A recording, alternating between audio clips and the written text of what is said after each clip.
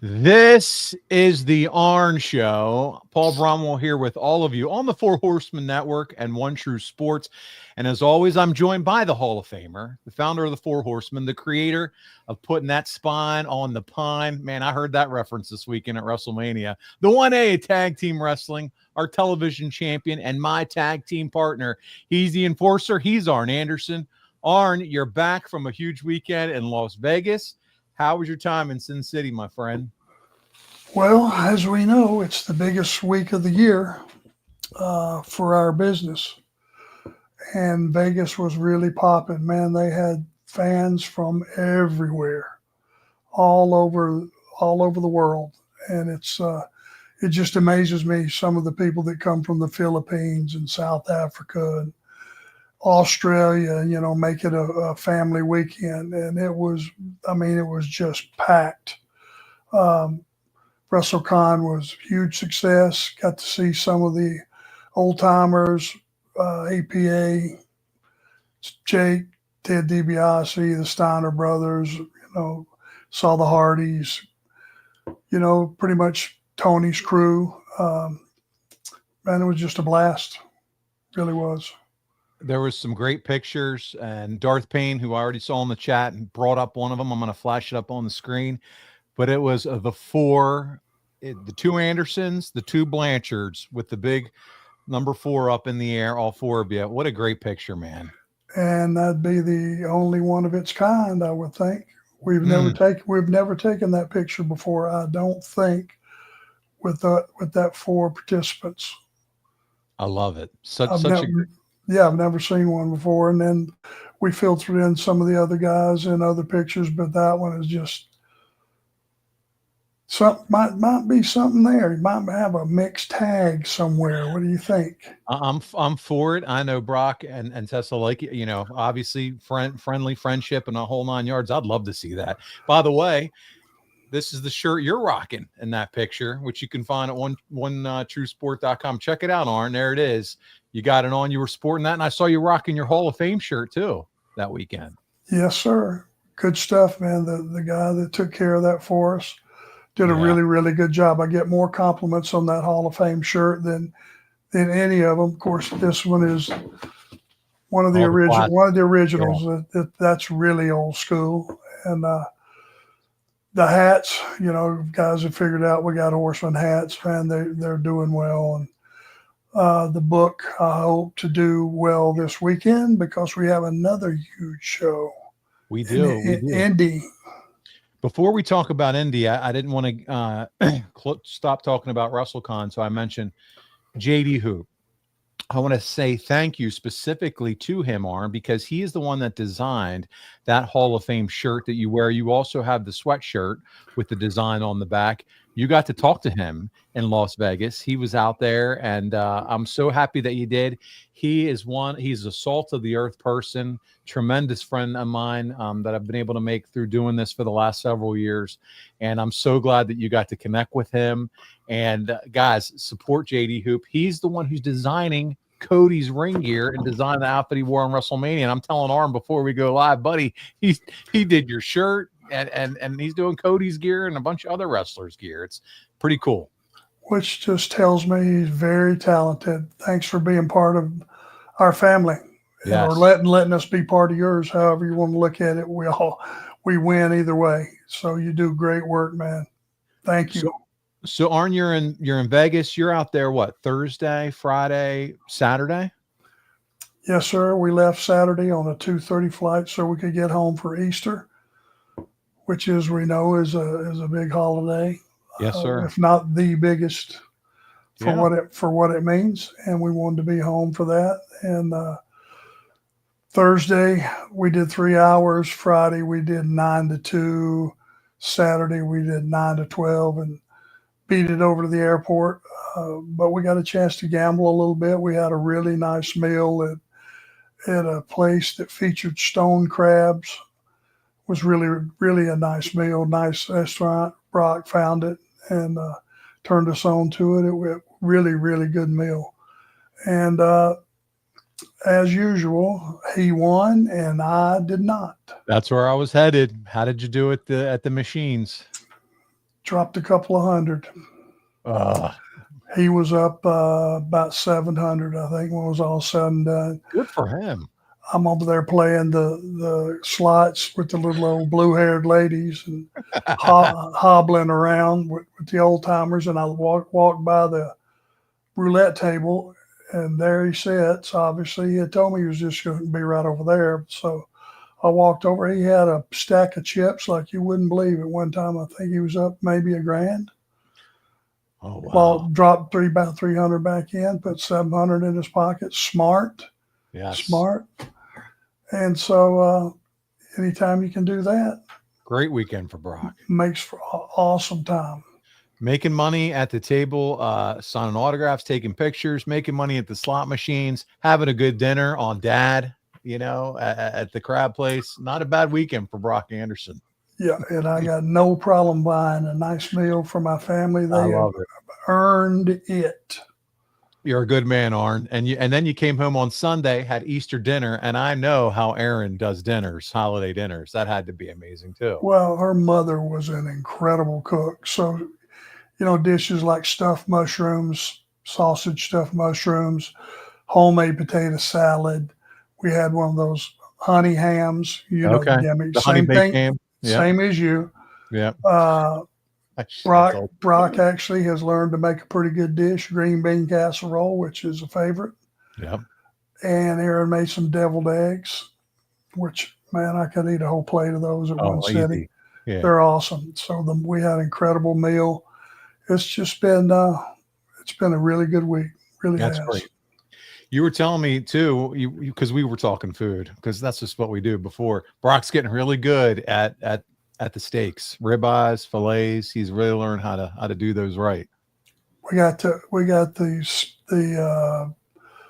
black skillets, and he gets them sizzling hot. He cooks the steaks quick. We eat them between medium and medium rare, which is just about perfect. He's figured that out. He's mastered it. Plus, he learns from his mom. He's in there figuring out what goes in what, and he's smart because she's a hell of a cook. Well, my goodness, he's going to make. If he wasn't enough of a catch already, he's really going to make somebody happy someday, learning those cooking skills too. That's probably where he's heading. There you go. Listen, I want to just stop real quick and let everybody know we're so happy to see you. I see the chat filling up. I see some of our friends that are here every single time we do this show are here. I see super chats pouring in. I can't express enough gratitude to all of you for being back with us and tuning in. Thank you for the super chats. We appreciate it so much. It's a way to ensure your questions get asked. This is Ask Arn Almost Anything. I saw some WrestleMania questions, some Hall of Fame questions. Arn, I'm just going to ask you right up front. Have you had a chance to watch either of those things yet with all the travel and Easter and all that? I have not. And I think I'm going to let this weekend settle in because we got to leave again Thursday. And we got a full weekend. Get that behind us, and then we got a clean slate. I think I want to sit down and watch it in its entirety. I do, and then we're going to move on to some appearance stuff because I want to make sure we advertise your appearances. But I do want to bring up Triple H, Paul Levesque, inducted into the Hall of Fame. And as he went through as a child all the way through his high school years, college age years, into the wrestling business and through, he made it a point to touch on individual names of people who made an impact through his life and through his career. And as I sat there and watched that speech, it was about an hour and 7 or 8 minutes, I think, but I thought it was good.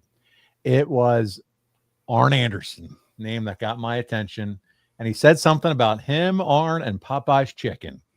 Arn, do you remember Popeye's Chicken and Jean-Paul Levesque or Triple H back in the day, the WCW days? Well, when he first started, he came to WCW. Rick knew him through Gold's Gym up north when Rick owned his Gold's Gym. So that's how he met him. And he was training to be a wrestler and just a gentleman. Perfect gentleman from the first time you meet him, just really a quality guy. And we took him under our wing, let him travel with us, and figured out pretty quick he's a no drinker, so he was the designated driver. That's what he said. Yes, that is absolutely correct. We were renting Cadillacs back then, so I'm sure that was okay with him. And for him to mention me in his Hall of Fame speech was very generous, very nice for things to say. And, his speech was long, but when you've had the kind of career he's had, that really doesn't seem like a long time to recap all the things he's done for the business. And I think we owe him a gratitude attitude. And I'm going to watch that in its entirety as well. You and you've mentioned it before here on the show, always have thought very highly of I'll just call him Paul Levesque, Paul Brown. I can do that. That's what he goes by now in his new role. But you've always thought very highly of him and could see big things were ahead of him. You've mentioned on the show before, even at that age at WCW, just by his work ethic and just the way that he talked about the business. Yeah, just the way he handles his business and the way he wants to learn every single thing he can from everybody that he talks to that he can learn from. So, he's dedicated to being smart and business-like. And besides, his ability to work and the fact that he looked like $1 million too, he's the whole entire package. He's smart, he's well-spoken, you name it. He's got no flaws. So I think it's incredible. And, I don't know, not that it's glossed over, but maybe not talked about, but somebody who's able to really spend their life in a gym, bodybuilding, and then learning wrestling, but the ability to develop the business acumen, whether you're in front of executives, presentations, things that you have to talk about that when you've spent the bulk of your career, again, building your body, learning how to wrestle, talking about angles, but it's that business acumen that he now is one of his amazing qualities that he's adapted to and learned that, not necessarily, in a college classroom, but he learned it through just experience and sitting and watching others and having others become a bit. That is so impressive to me because not a normal Joe could easily be able to do that. Where now he can sit around a boardroom table and talk eloquently about business and numbers and metrics and things that matter and do it at an extremely high level. And to me, that's the most impressive thing about what he's accomplished in his career. I'm just dumbfounded by it. He's the all-around cowboy. Something. He's special. It's very special. No flaws. Yeah, very in anything. very, he knows. Yeah. He knows his business. Like you said, he's always looked like $1 million. He's learned the business side of it. He's a great worker. Everybody that works with him is better the next morning for having worked with him. He's no holes, no flaws, nothing missing. He's the guy to have as a figurehead of your company. That's for sure. Love him, hate him, AEW versus WWE, this side, it doesn't matter. You got to respect what he does, the game, the work ethic. It's just not many people are built and wired like what he's been able to accomplish. Arn, let's move over. And I want to talk about some of your appearances before we get into the questions. I see you're loading them up. I want to thank you guys for doing that. First of all, this weekend, you're going to be in Indianapolis, Squared Circle Expo. And it's, again, a roster full of names are going to be there. And that's where you're headed this weekend. Arn, I know you love this show, having gone there the last few years, and I know you're looking forward to it. Yeah, we heard about it, Brock and I, for years. People saying, why don't you guys do that indie show, man? That's a big show. And for whatever reason, we were just either had something else booked, we were booked that weekend, or something stood in the way of it. And then we finally did it a couple of years ago, and I went, wow. It's kind of in the middle of the country, so people can drive from anywhere. And they have a tremendous turnout. So it's going to be, even though it's this close to WrestleMania, everybody can't go to WrestleMania for whatever reasons. And hopefully the ones will show up in Indy. Yeah, another opportunity for that section of America to make the trip out and see you. So make sure you do. But then Brock has a big weekend too. Arn, we were just talking about this as well. He's in a tag team wrestling match. The Andersons are taking on Danhausen and George South on Sunday for AML. That's going to be an exciting tag team match for Brock. What a learning opportunity, that's for sure. And it's this is, I didn't even realize who his opponents were. This is going to be a learning experience and something different because he's never worked with Danhausen, I know for sure. So be interesting to see. It's just another opportunity, to your point, to work with someone different, a different character, and that just continues to polish the diamond as he continues to get better at wrestling. So that'll be fun. If you're in the area, make sure you get tickets. It looks like 4 o'clock. You can come out and meet the stars. I know, Arn, you've always been a big fan of AML and what they're doing for as you said, the youngsters and continuing to develop wrestling. You said it a few shows ago. You wish there were several major wrestling companies that could employ all these guys and get them, guys and gals, and get them active. Yeah, they run AML. They run a tremendous show, and the guy that runs that deal is first class all the way. Oh yeah, so, Tracy and his whole team, Brian Hawks, Tracy and Brian. They're pros. They always have a full house, and it's they've really treated us well, and we felt like almost like the old days. They're the brains behind WrestleCon too. They get it done. Them, Mike Colangelo, the whole team. They just know what they're doing. You feel it from the get-go, from the door on, the experiences they create, and then they're doing it also with their wrestling brand. If you have a chance, if you're rolling through the Carolinas and there's an opportunity, go see and support AML Wrestling. They're doing a fantastic job there. A few other shows that I wanted to talk about, and I know this isn't until June, but Brock, then you and you're going to be with him, Arn. Bash at Beckley, in Beckley 5. I know Darth Payne, who's in the chat, he's excited because he's going to be there, and he's a big-time supporter of this show. He's a big-time merch purchaser as well. He cannot wait to see you in Beckley, and you're going to be taking on Brock's going to be taking on Kerry Morton. Ricky's going to be in the corner, but that's in June at the convention center there in Beckley, West Virginia. And the day before that, we're in Spartanburg. Oh, so you're all over that weekend. Which is really huge. Yeah. The day before that, Spartanburg, it's a cage match. And I want to say it's the rock and roll and God almighty. Somebody needs to do the pickup for me. It's the rock and roll and somebody, maybe George. We'll have our listeners looking up. Guys, check out the Spartanburg card the day before and see if you can find out who's involved with the Andersons. It's June 6th. That would be right on that Friday. Yeah, I know it's a cage match. Yeah. And I know Bret Hart's there. But wow, it's a big event. I can't. It's a 6-man cage match. And so it'll be Brock, his partner, and I think George South is actually on their team. Okay. I guess the rock and roll, and that may be it. But if some do the pickup for me, guys, help me out here with on the actual card. But Spartanburg is one of those towns that's legendary for doing Crockett tapings, TV tapings. For sure. Used to be a regular stop. All right. And then one more spot, because I'm bringing this up because I'm coming, and so I'm excited about it. And it's Charlotte. And it is going to be at the Gathering 6. Both of you are going to be there end of July, 1st of August, and that weekend at the Hilton University Place.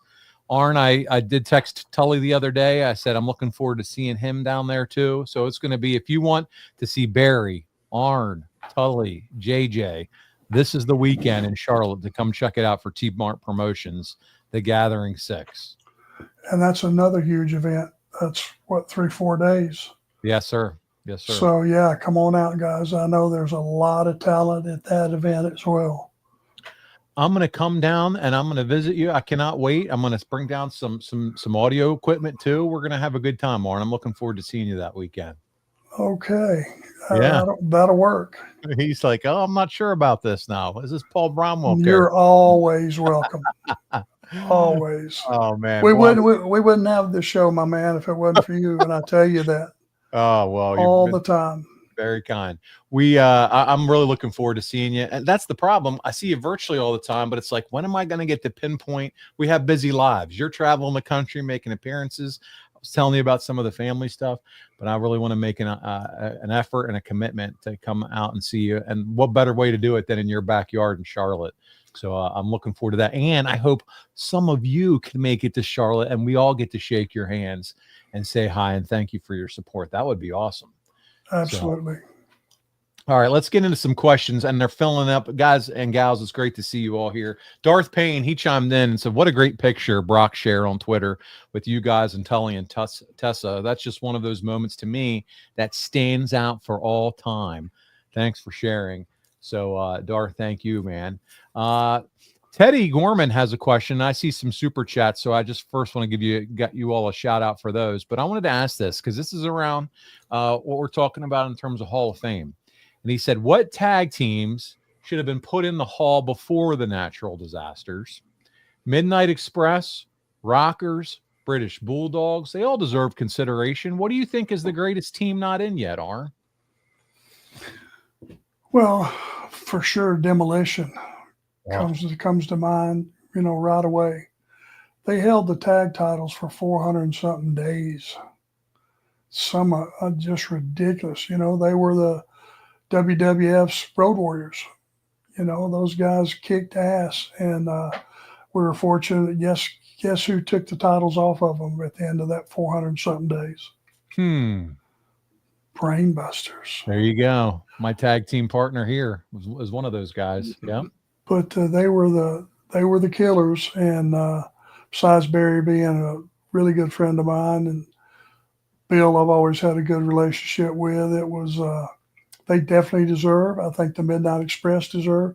As far as going in before any other team, I don't think that's fair to even address. Who knows what the order is, Right. But the Bulldogs, I think probably, just for what they contributed to the business, why wouldn't they be in as well?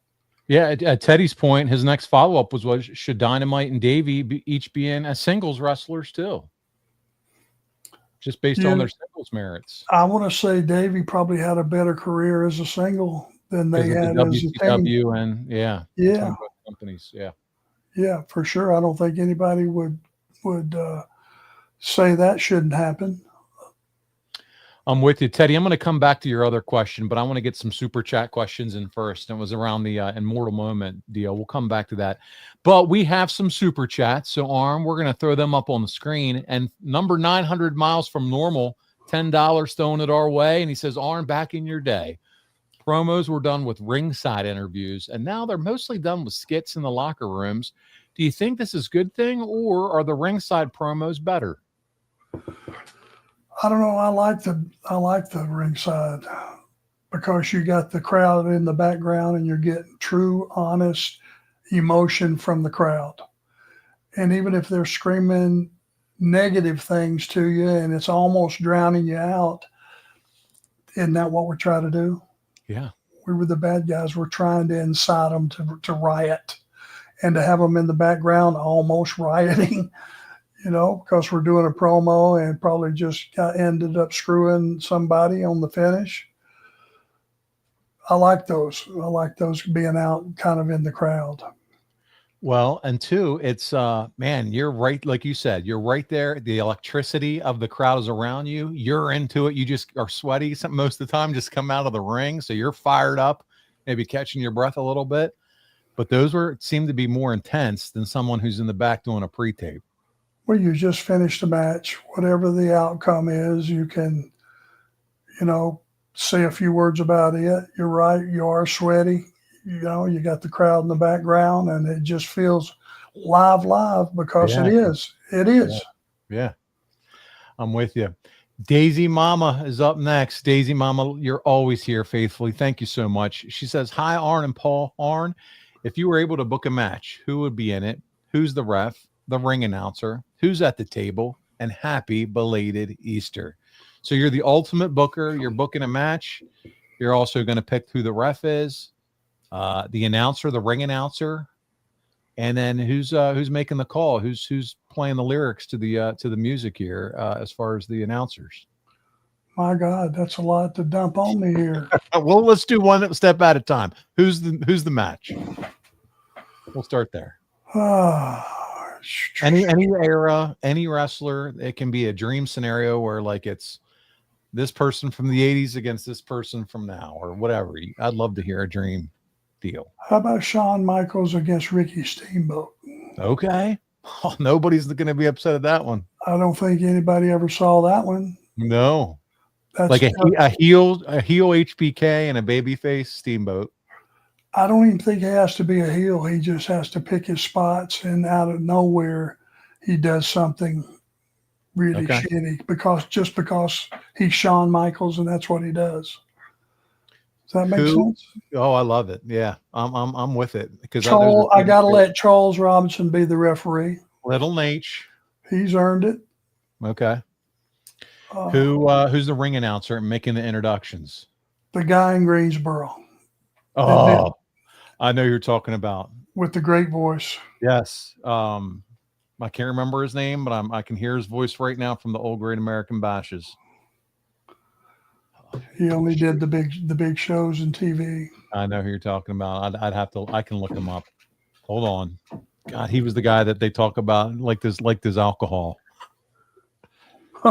Don't we all? I mean, I think a little too much. I'm looking him up here. Let's see. Ring announcer.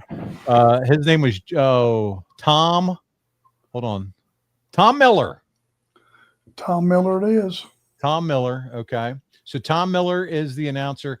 You already said Little Nate. And who's making the call? Who are your two? Who are you? Let's pick two people on commentary. Why wouldn't you have JR and King? JR and King. Can't go wrong. They're so good together. I mean, that's a fun match. I mean, great job on making you feel like you're in the ring. King and JR, especially JR, King is just witty and funny, and JR is probably the best at bringing you into the ring and letting you see what's going on, explained. And CG, I see you through Tom Miller in the chat. Thank you for helping me with it. I love it. I love the announcers. I think it's a great crew. There was nobody better than JR and Jerry playing off of each other too. The antagonist and JR calling it like a sports event. Eddie Prather's up next, and he said, "Question is above." So I'm gonna flash up what that question was. Question for Arn: how big of a help were guys like Ron Fuller and Bob Armstrong for you in your early wrestling development? Well, they gave me a place to learn my craft, every aspect of it, from matches to interviews to just the way to handle yourself and the way to get over, basically.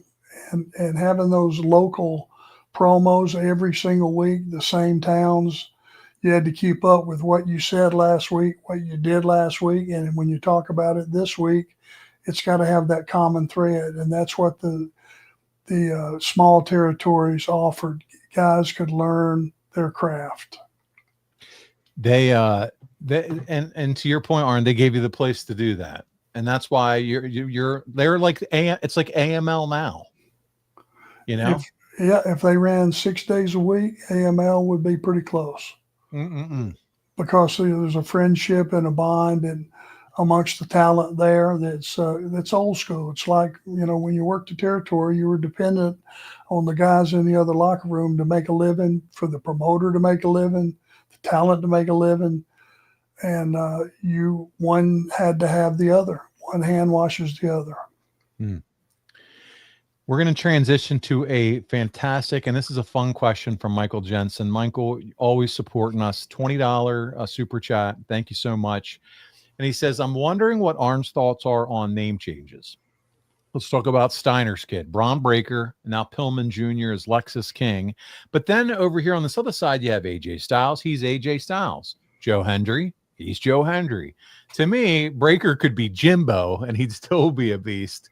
But what are your thoughts on the whole name changes thing and changing people's names around? when you have a lineage like Steiner's kid has, just call him whatever you want to. First name, Braun Steiner. Yeah. I mean, why not? Because everybody knows anyway, and they allude to who his father is. Mm-hmm. They talk about it. It's like it's the big secret what his last name is, but they talk about whose kid he is.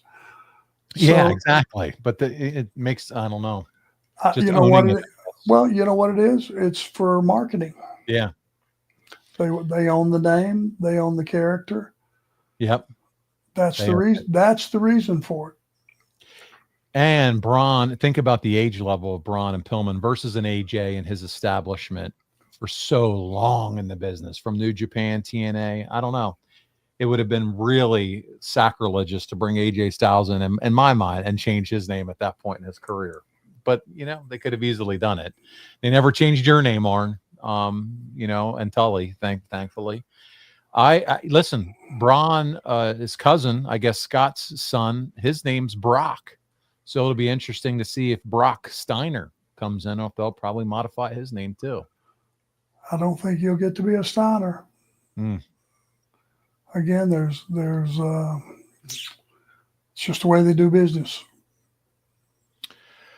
Listen, I'm going to go back to Teddy Gorman. He said, regarding going in first as an immortal moment. So, Arn, just to bring you up to speed, Bret Hart and Stone Cold went in as an immortal moment, the first ever for the Hall of Fame for their match for WrestleMania 13.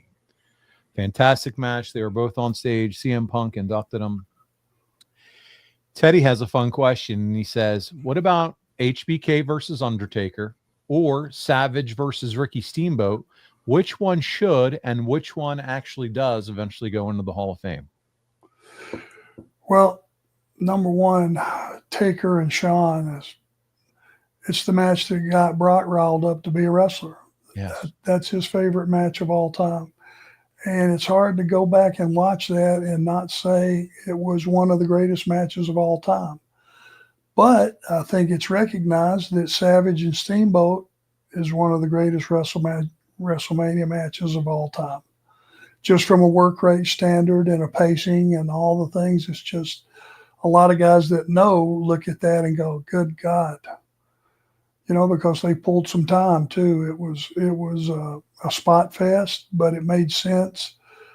I think they both have equal merit, probably. Yeah, no, for sure. And again, this is the first year they've ever done something like this, Arn. So I'm sure now they're going to probably pick one. I would assume they're going to pick one every year. It would be a mainstay, wouldn't it? Be a staple now and be part of the show? Because that's it's a new part of it. It's brand new. Yeah.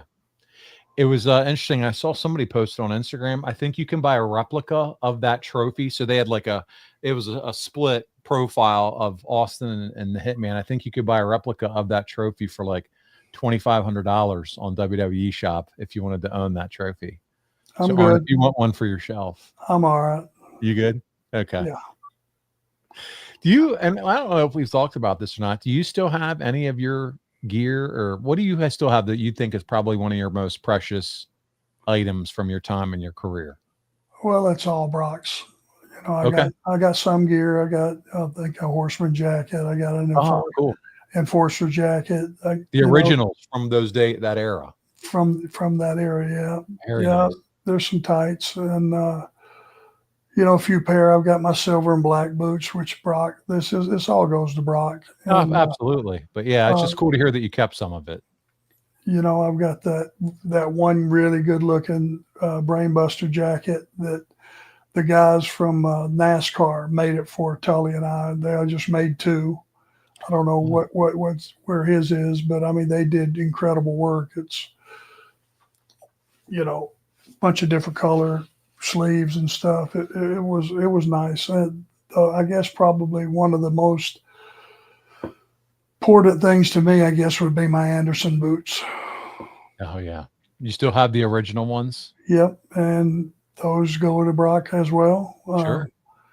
I've had some offers over the last couple of years. And sold a few things to a few people, but the interest on the Anderson boots was way up there. But Is that something that you have a conversation with Brock about first and say, hey, Brock, this stuff's going to be yours one day, up to you. Do you want this? We've already had it. Yeah. Yeah. Okay. Yeah. My silver and black boots and my Anderson boots are the only two that I have left. And I've got, like I said, a few jackets and very cool. It's, yeah, I mean, if you go back and realize the era and all that stuff and what it represents, it's, I don't have a lot of stuff, but the stuff I have, I think, is important for the time. I was talking to a friend of mine who is a collector, and he spent a lot of money on his collection of wrestling memorabilia. He said that he paid $1,400. He has an original a Horseman jacket from that era, a Horseman jacket. He paid $1,400 for the jacket. And another collector within the last year or so offered him $6,000 for it, the Horseman jacket. So just have an idea of what of what these types of things are going for. It's incredible. Well, yeah, I got a yellow. I mean, a red and a black. Okay. And I think the turquoise even, because we had like 3 or 4 that they gave us at the time. They didn't market them, they didn't sell them, they just gave them to us individually. But that's not out of line. No, it's just these things. If you would have thought about it back then, some of the stuff, like Mike Chioda, who I used to do a show with, he saved a couple of the turnbuckles from WrestleMania 4 and 5. And was able to sell those for over $1,000 a piece, just a turnbuckle from there. Wrestling collectors are a serious business, man. They they're serious about the stuff that they get, and hey, it's like some people have baseball cards, some people collect cars, some people collect wrestling gear. If it's been ring worn and you can go back and pull a tape and go, I've got these sitting right here. I love it. There it is on TV with it. I can really nerd out to that stuff. Same guy had a Joe Marshall used to make belts for the WWE, the wrestling championship belts. He had a J Mar smoking skull belt. It was the Stone Cold belt with the whole smoking skull look to it. He paid $4,000 for it. He said, Paul, I sold it because this guy from Canada just kept hitting me up. He's like, I didn't want to sell it, but he kept hitting me up. He's like, I finally just sold it to him for 10 grand.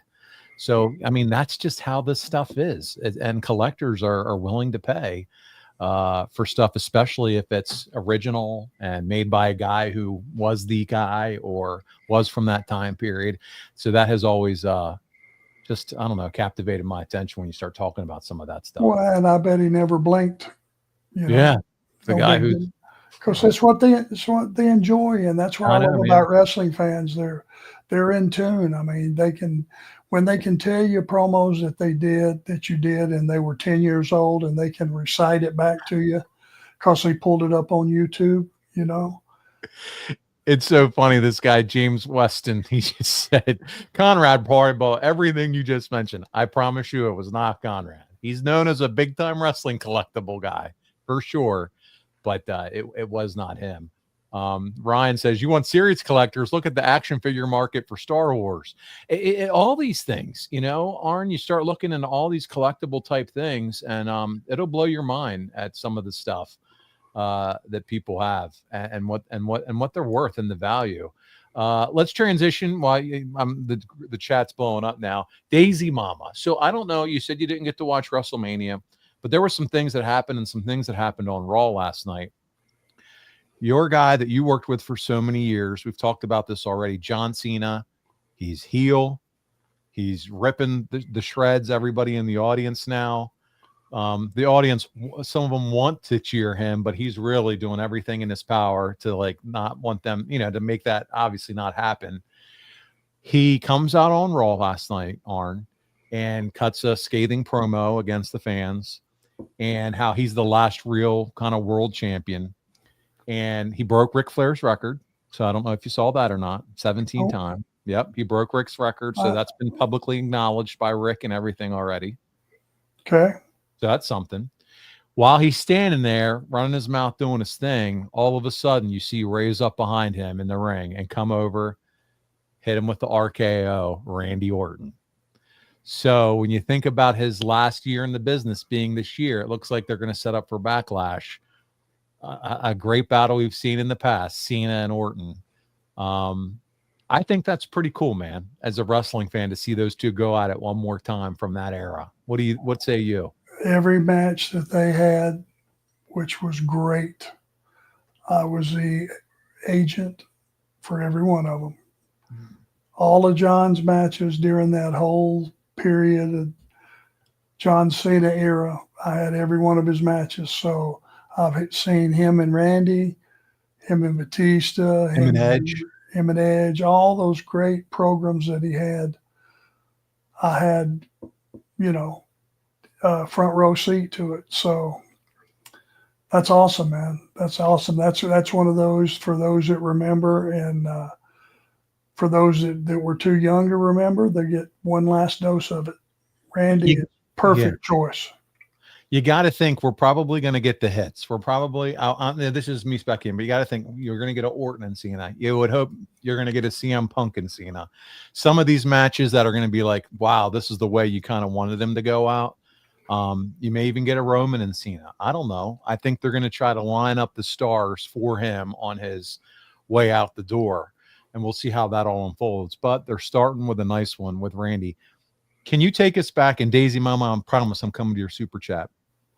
What would it look like with you being an agent for a Cena Orton match?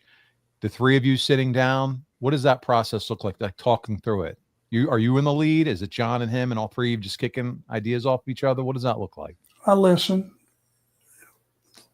Basically just listen to what they're thinking and the way they're going to structure it. And at some point they will probably ask me, what do you think? And I will have an answer, because I pay attention what they're talking about and how they're structuring the match and all those things. I don't just butt in and say, no, I wouldn't do that. I'd do this, unless it's something that might critically hurt the flow of the match and they just haven't seen it. And maybe if you bring it up, they go, oh, okay, I didn't think about that. Those guys were all great, and would take not criticism, but ideas, plug them in. I think they respected my opinion, that I'd been there, done that, drew a few bucks myself over the years. It's part of that Horseman gig. It's still around, So yeah, those guys were great businessmen. This will be interesting to see where they go with John. And they were students of the game, so they knew how to structure, and they're the pros pro, and they know what they're doing, the storytelling aspect. So in your job, it's got to be pretty easy to be able just to be there as a sounding board. Yeah. I mean, it wasn't like I was responsible for anything. I had a couple of ideas that maybe they plugged in, and yeah. I mean, it's just a pleasure to watch them put it together and go out and execute it. So Backlash is the next pay-per-view. Orton was on the promotional cover work. It's in St. Louis, his hometown. You got to think it's going to be Cena and Orton. So Daisy Mama, here she is. She says, do you think Orton will dethrone Cena's title run? I don't think so. I think because if you do that and Cena's no longer the champion, I think you lose a lot of luster on whatever matchup is after that. I mean, if you have Randy go over, then the whole direction changes. I think, you know what I mean? Oh yeah. So I think you just stick with John. Strong as a strong heel through the end of the, through with all these great babyface matchups. Just let him run the table as far as maintaining the championship until he's ready to retire. And then whatever that last match is, that's where you that's where you do that spine buster and you have a new champion who's 112. I love it. I love it. I love it. 900 miles from normal. Put in the chat. Guys, I got to put you on mute. I haven't seen Raw. I haven't seen Sunday's WrestleMania. Arn, give me the forehand when you move on to another subject. We are off. We are off what we were just talking about, 900 miles. You're good. But just know, if people ask questions, we're going right back to it. And plus, you're reading the group chat. I mean, the chat here. Everybody's making comments. Let's ask an old school question. How's that? Dallas Dalton says, I just watched the Bunkhouse Stampede from 1988. Arn, do you remember 1988? Where was it? Bunkhouse Stampede. I have to look it up where it was. I don't even remember that. What's your thoughts, Arn, on a Bunkhouse Stampede being held in a steel cage? Is this question. I think you lose a little bit of luster because we were able to fight out in the crowd a little bit, which made the Bunkhouse Stampedes a little different. Once you go over across the rail and get out in the crowd, which is in those days was a little bit dangerous. You know, people got upset. You didn't want to get Ricky Morton down, get him busted open out in the crowd. You get your ass killed. And you asked where it was. It was at the Nassau Veterans Memorial Coliseum in Uniondale, New York in 1988. Rough crowd, New York crowd. You know, got some tough guys up there that go to the shows. And, you know, it's kind of like going to Boston. You know, you got to worry about the fans beating you up as well as your opponent. It's hilarious. Someone in the chat said, because I'm wearing my Pirates hat, how hard is it to be a Pittsburgh Pirates fan nowadays, Paul, from Rob? It's kind of like being, if I were to be in a Bunkhouse Stampede and I wasn't going over, Rob, and I was just there to get my ass kicked. That's how it feels to be a Pittsburgh Pirates fan right now. It sucks. All right. We got Paul Skeens and nothing else. Let me add, the Braves aren't doing so hot either.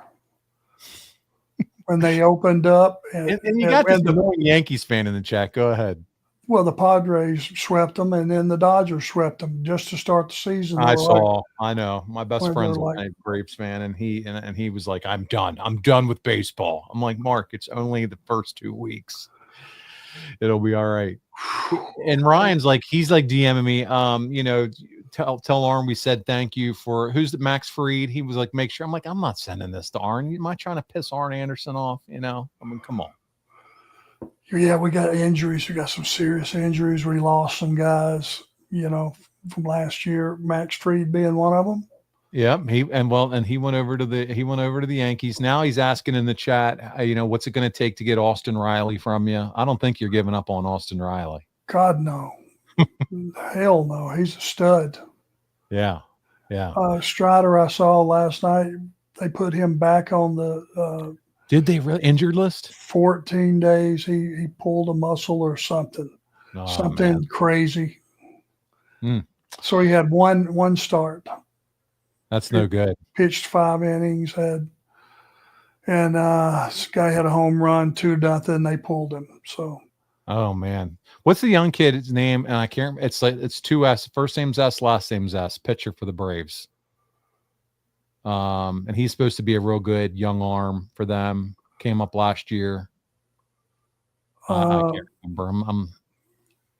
I'm terrible on that. It's got a like a Schumacher or something. Yeah, real unique last name. Yeah. But he's supposed to be good for the Braves.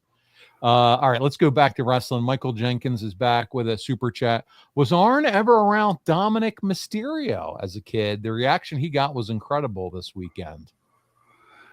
Yeah, just when he would come to the show with his mom and sister, you know. But he was just a kid. He was a little kid. You know? Yeah.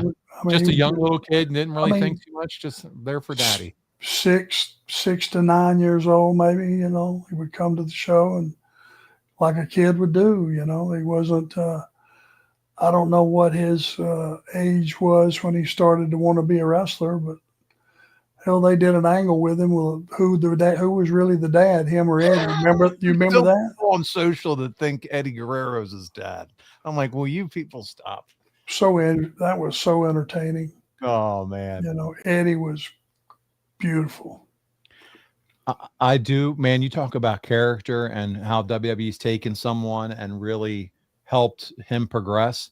He was cheered so hard. Muted. What's your name? The gentleman with the 900 in your title. We're going to talk about a WrestleMania result. 1, 2, 3. He won the Intercontinental Championship on Sunday, and the crowd went nuts for Dominik. It was like baby face turn right there in front of our eyes. So they cheered for him. Oh yeah. Oh yeah.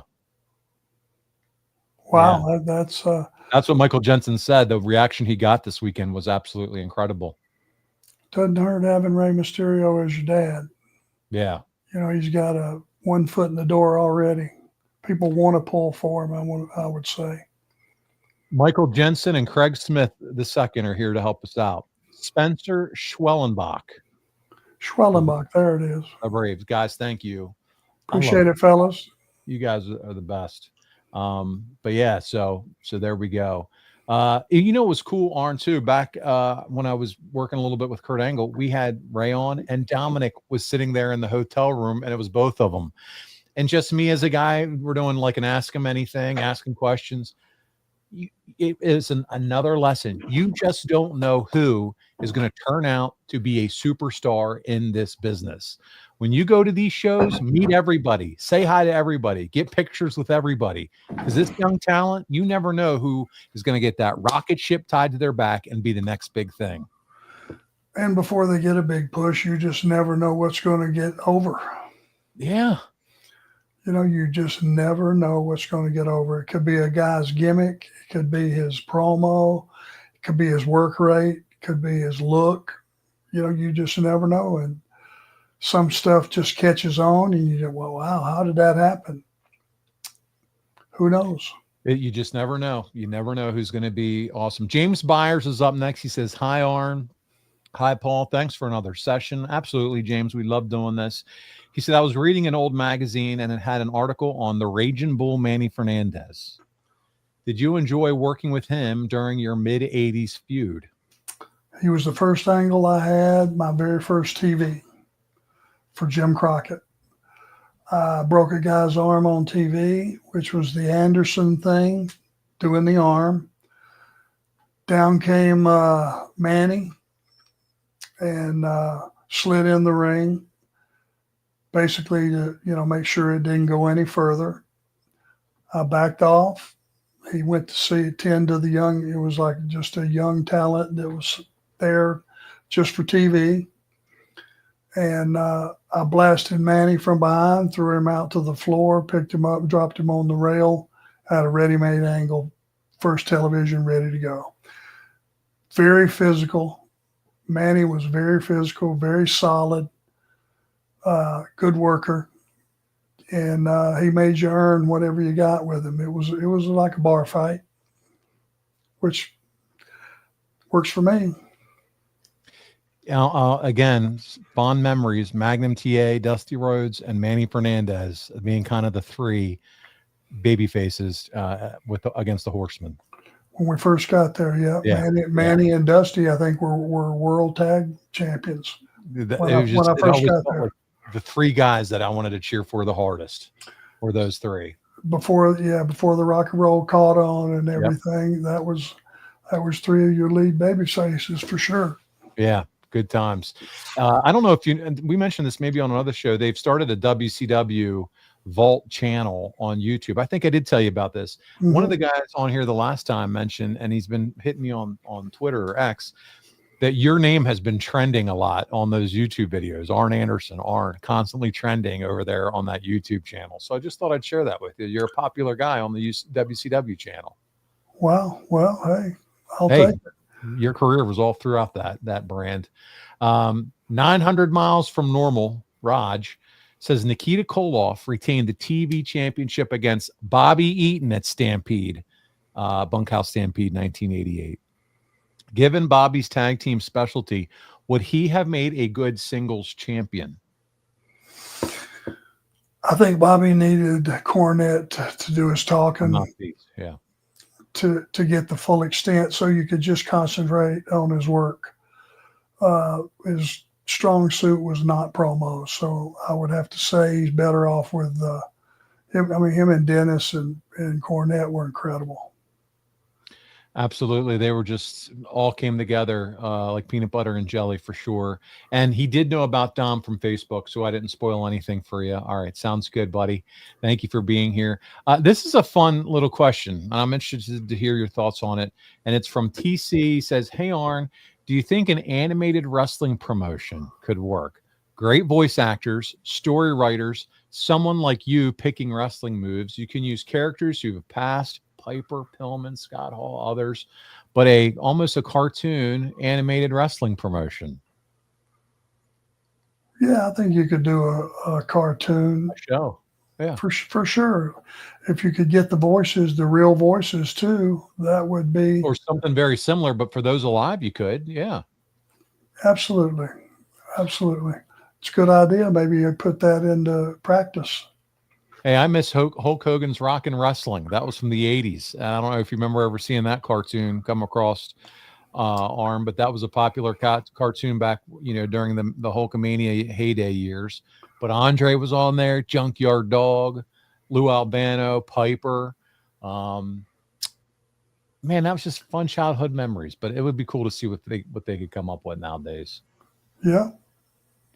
Michael Jensen just made a comment. It said, being able to ask questions here is amazing itself. I feel like I'm collecting answers on here. LOL. Well, buddy, you are. This is the great opportunity. And you always do a nice job of contributing and making us really supporting us. So we can't thank you enough for being here. Efren drops a super chat. My very dear, close personal friend. He's the one that really gets nervous anytime he sees you come down, climbing those stairs.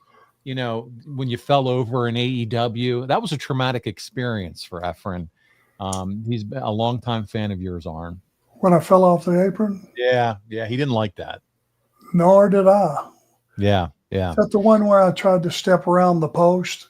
Yes. And the piece of steel was longer than, which I didn't check in the afternoon. That was my mistake.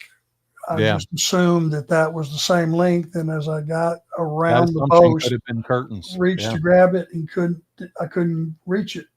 Yeah, man, I tell you what, that's one of the, if not the most jarred bump I ever took, including when I wrestled my whole career. That knocked me goofy.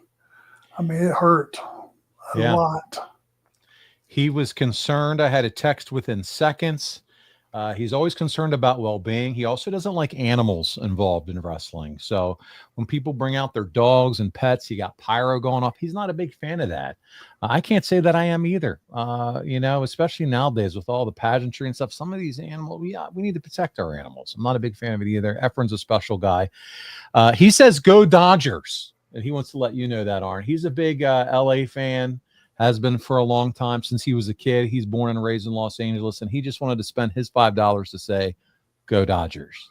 And you know what? You got a hell of a team. They're going to be the ones to beat, I think. Oh, no doubt about it. They are loaded. If they don't win, there's something wrong. It's who booked that shit.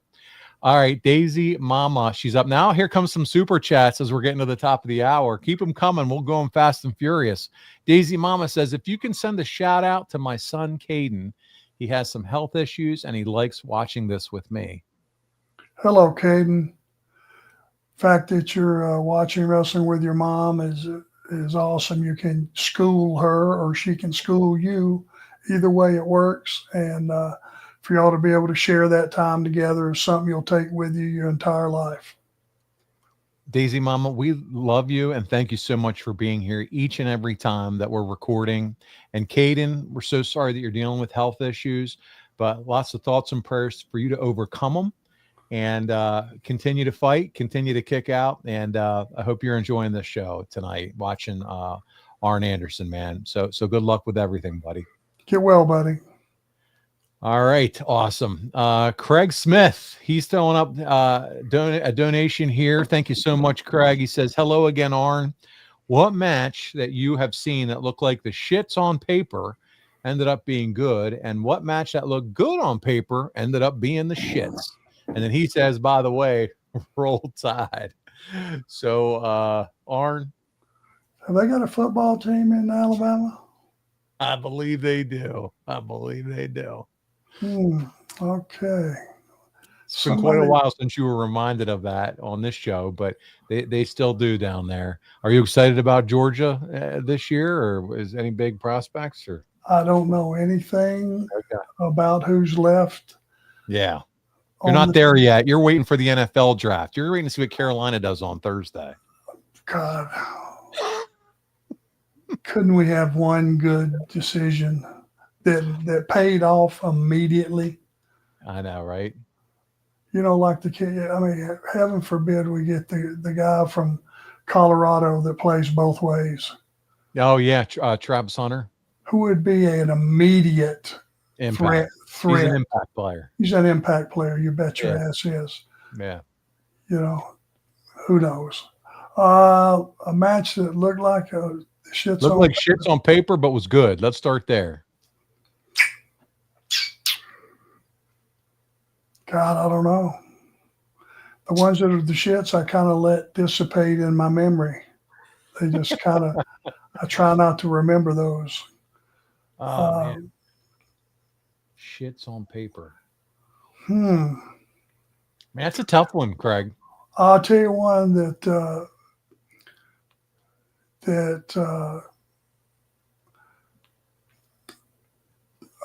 guy, he is on Fox